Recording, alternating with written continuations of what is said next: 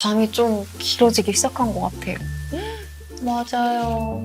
아니, 저번 달만 해도 8시 돼야 어두워지기 시작했던 것 같은데. 요새는 7시만 되면 그냥 깜깜해지기 시작하는 것 같아요. 맞아요. 밤이 슬슬 길어지니까 이것저것 먹을 것만 떠오르네요. 맞아요. 하늘쌤은 뭐가 제일 먹고 싶은데요? 저는 이맘때쯤 되니까 추석 전후로 먹었던 토란탕. 토란탕이 너무 생각이 나요. 토란탕, 그 차례상 위에 올라가는 그 토란탕 맞죠? 맞아요. 저는 먹어보진 않고 들어보기만 했던 것 같아요. 맛은 어때요? 이게 처음에는 미끄덩거리고 이게 무슨 맛이야? 막 이랬었는데 계속 먹다 보면 구수하고 쫀득함도 있고 아무튼 먹고 나면 엄청 든든해지는 기분이에요. 와, 그러면 우리 말 나온 김에 오늘 저녁 토란탕 끓여 먹는 거 어때요? 너무 좋습니다. 좋아요.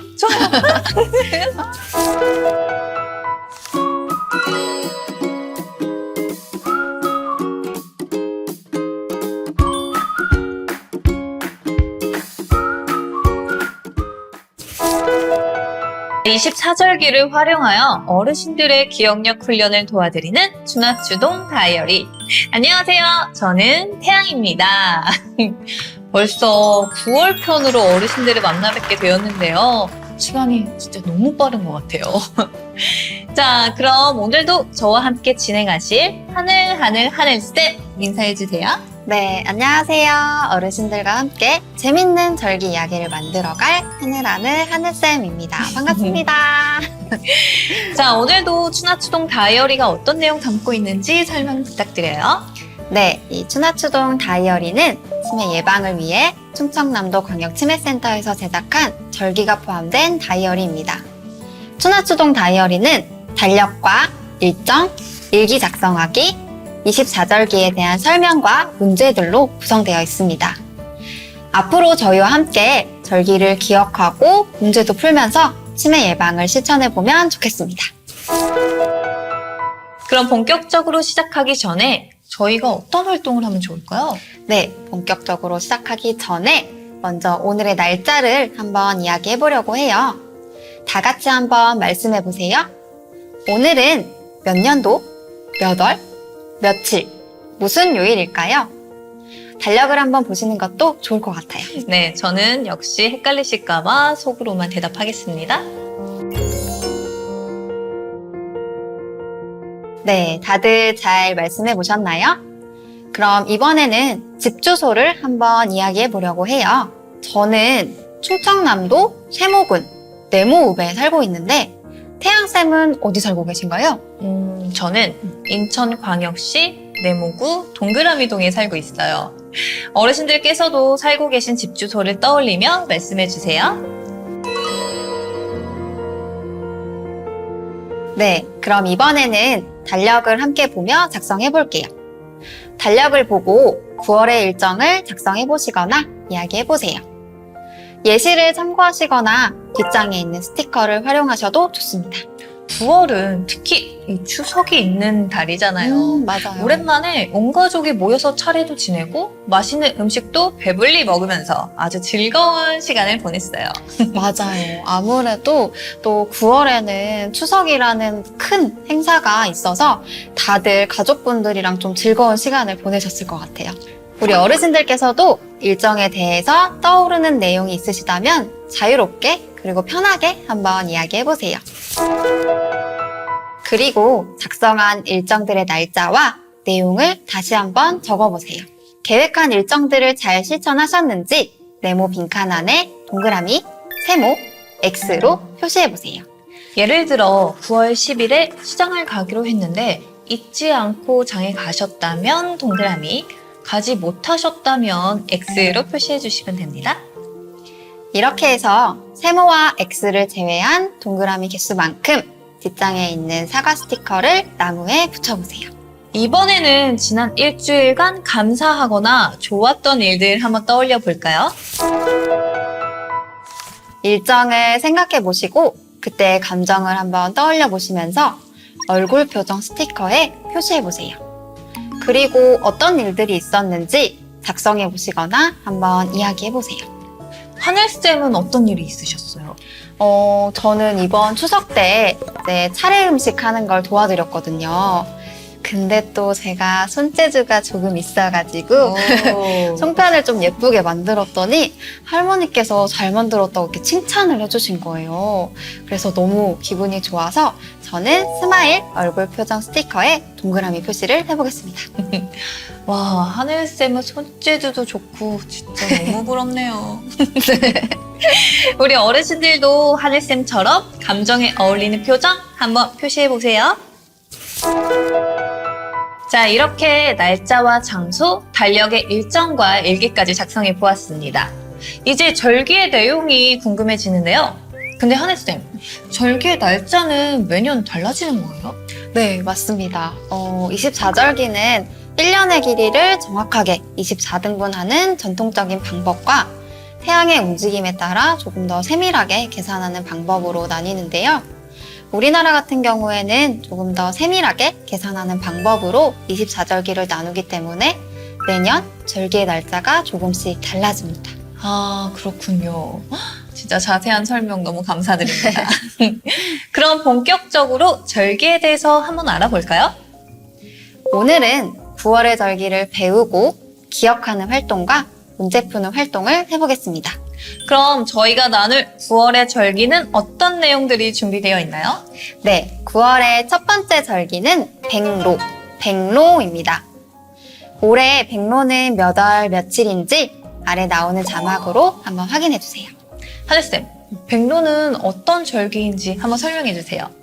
네, 백로는 24절기 중에 15번째 순서로 이슬이 내리기 시작하는 시기입니다. 백로가 흰 이슬이라는 뜻인데요.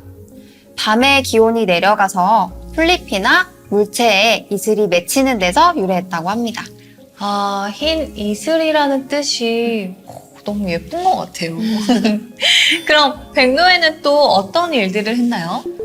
백로 무렵에는 고된 여름 농사를 다 짓고 추수할 때까지 잠시 일손을 쉬는 때라고 합니다.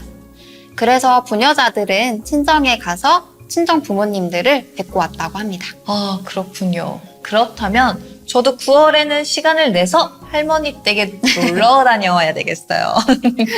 자, 그럼 이번에는 백로와 관련된 속담 알려주셔야죠.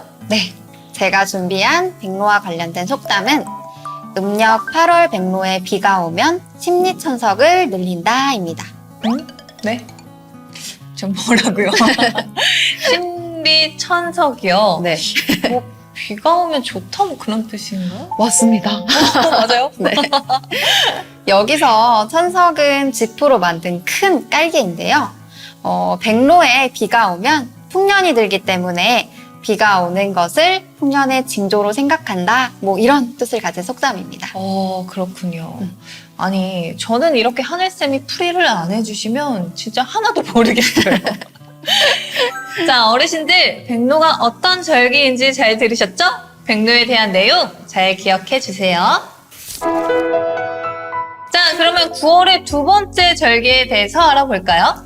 네, 9월의 두 번째 절기는 바로 추분, 추분입니다. 올해 추분은 몇 월 며칠일까요? 아래 나오는 자막으로 한번 확인해 주세요. 추분은 어떤 절기인지 궁금해요. 추분은 24절기 중에 16번째 순서인데요. 낮과 밤의 길이가 같아지다가 추분이 지나면 밤이 길어져서 가을이 왔음을 실감하게 된다고 합니다. 추분에는 논밭에 곡식을 걷어들이고 또 목화를 따거나 고추를 따서 말리는 등 잡다한 가을 거지를 했다고 합니다. 오늘 아침에 나오면서 선선하다고 느꼈거든요. 추분쯤 되니까 점점 날씨도 변하는 게 느껴져서 되게 신기한 것 같아요. 맞아요. 그럼 추분과 관련된 속담에는 어떤 것들이 있을까요?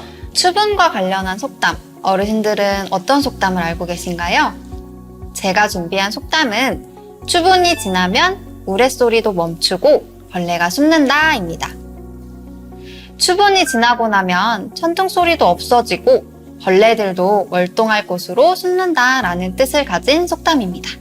와, 벌레들도 추위를 대비하려고 준비하는 것 같아요. 네. 어르신들도 추분과 관련하여 또 생각나는 속담이 있으시면 자유롭게 떠올려 보세요.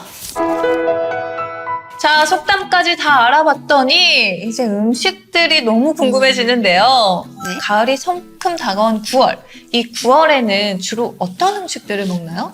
백로와 추분이 속한 9월에는 송편이나 토란탕, 그리고 버섯 요리를 주로 먹는다고 합니다. 와, 종류가 꽤 많은 것 같은데 송편이나 제가 좋아하는 토란탕 그리고 버섯 요리들을 9월에 주로 먹는 이유는 뭐예요? 태양쌤이 좋아하시는 토란탕, 그리고 송편은 명절 음식으로 좀 익숙하실 것 같은데요. 음력 8월 15일이 추석이기 때문에 명절식으로 토란탕이나 송편을 9월에 주로 먹는다고 합니다. 그리고 버섯 요리는 각종 버섯들이 제철을 맞이해서 주로 9월에 먹는다고 합니다. 이렇게 9월에 주로 먹는 음식이 송편이나 토란탕, 버섯 요리들 잘 기억해 주세요.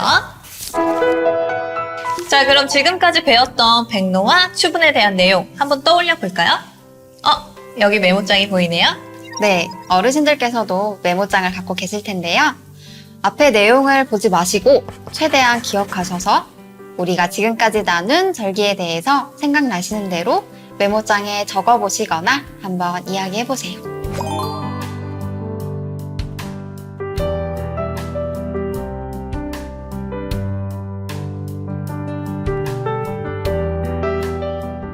아니, 메모장에 적고 나니까 배운 절기가 더 잘 기억이 되는 것 같아요. 네, 메모장에 적으신 절기 잘 기억해 주시고요. 이번에는 9월의 절기인 백로와 추분을 계속 떠올려 보시면서 다양한 색깔로 색칠 활동을 해보세요.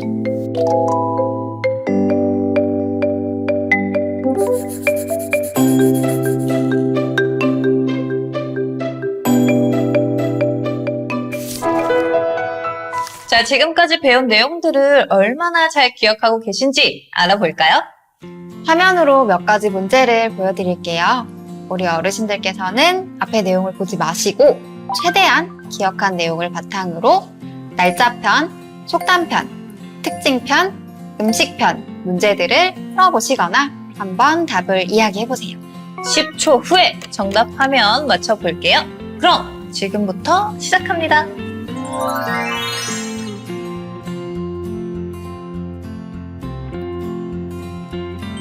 백로는 몇 월 며칠인가요? 백로는 24절기 중 몇 번째 절기일까요?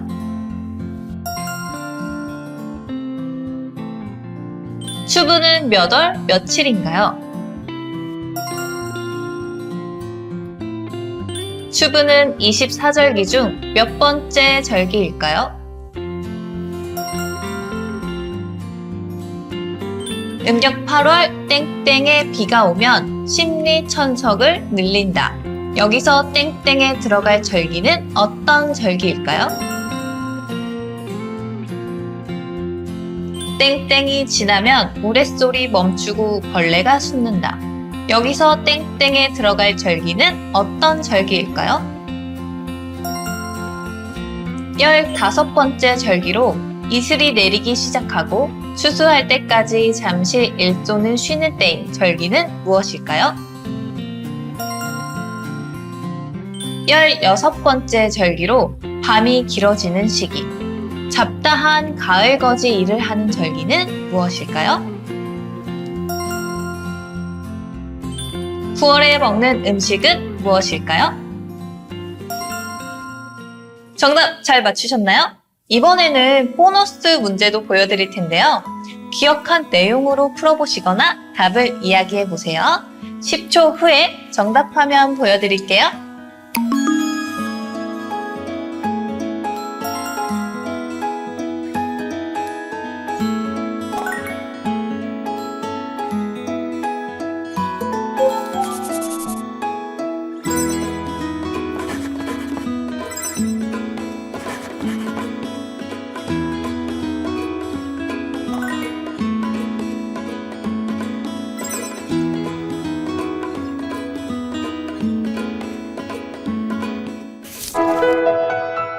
자, 지금까지 저희와 함께한 추나추동 다이어리. 오늘은 어떤 절기에 대해서 알아봤죠? 맞습니다. 오늘은 9월의 절기인 백로와 추분에 대해서 우리 어르신들과 함께 알아보았습니다. 9월의 절기인 백로와 추분 잘 기억해 주시고요. 다음 시간에는 어떤 절기에 대해서 알아보게 되죠? 네, 다음 시간에는 바로 10월편 한로와 상강에 대한 절기 이야기로 찾아오겠습니다. 네, 저희는 재밌는 절기 이야기로 다시 찾아올게요. 다음 시간까지 잊지 말고 추나추동 다이어리 매일매일 활용해 주세요. 그럼 안녕히 계세요.